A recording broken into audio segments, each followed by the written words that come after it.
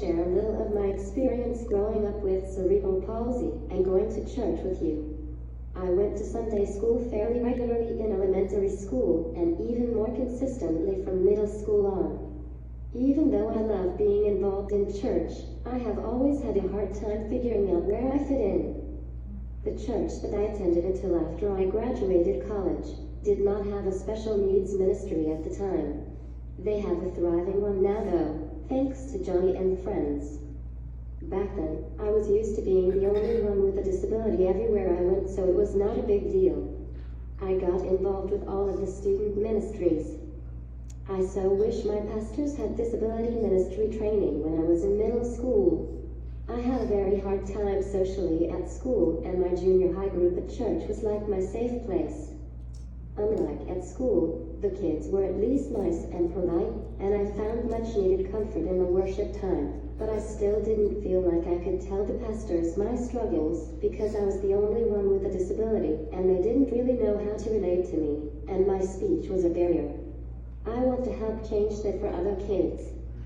Although I did have a few small group leaders who made an effort to build relationships with me, but on the whole, I always felt like I was on the fringe of all the activities.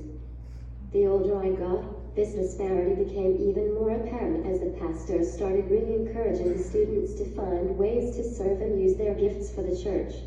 A lot of their suggestions involved going on short-term mission trips to places like Rocky Point to help build homes and things like that, which weren't feasible for me. I can only remember one instance where I was able to contribute to any type of ministry project.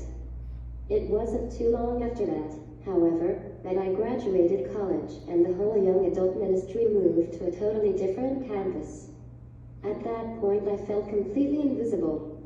But a classmate from high school, who'd also been in the student ministry, suggested I check out Highlands because they had a cool young ministry led by one of our old pastors.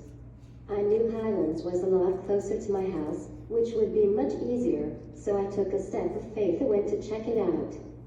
I noticed a huge difference from that first night. People were welcoming, rather than just polite. I soon met Missy, the special needs ministry director, and understood the difference in attitude. Missy's leadership had helped to make acceptance and assumed competence part of the culture at large of Highlands. It has been my church home for nearly 15 years now. I've never actually attended any of the special needs programs because they are predominantly geared toward youth with autism and other cognitive disabilities, except for the 3 years I was part of the special needs dance team. But the accepting atmosphere has allowed me to seek out areas where I can truly use my gifts to serve the church. For example, I became a small group co-leader in the women's ministry in 2019. Last year, Missy began pushing me to step into an independent leadership role by starting a biblical support group for adults with physical disabilities. She kept nudging me, "Brooke, we need this and we need you to do it." I was nervous, but finally agreed.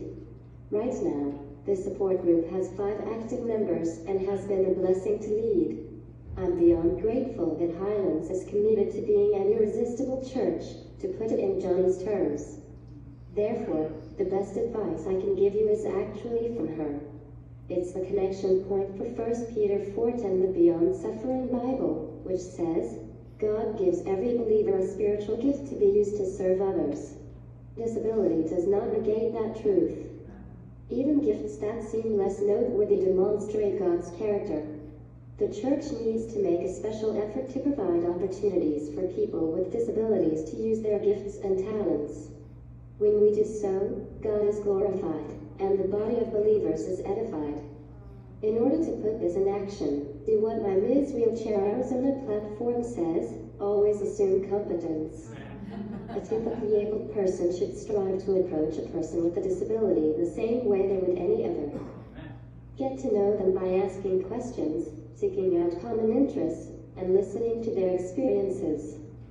If cognitive challenges do become apparent, find out what accommodations need to be made. Even many of those with cognitive limitations can sense when someone is being patronizing. As Missy always asks in her volunteer trainings, what's more harmful? A typically able person making the presumption that a person with a disability can understand everything said to and happening around them when they really can't?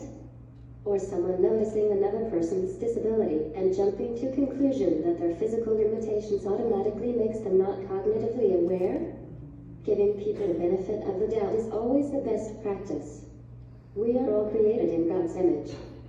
He has given each of us specific gifts for a dedicated purpose, regardless of disability, and that makes us all worthy of human dignity and meaningful communication. With that, I say congratulations to you, Avondale Baptist Church, on starting your disability ministry. May you be abundantly blessed by all the gifts it brings.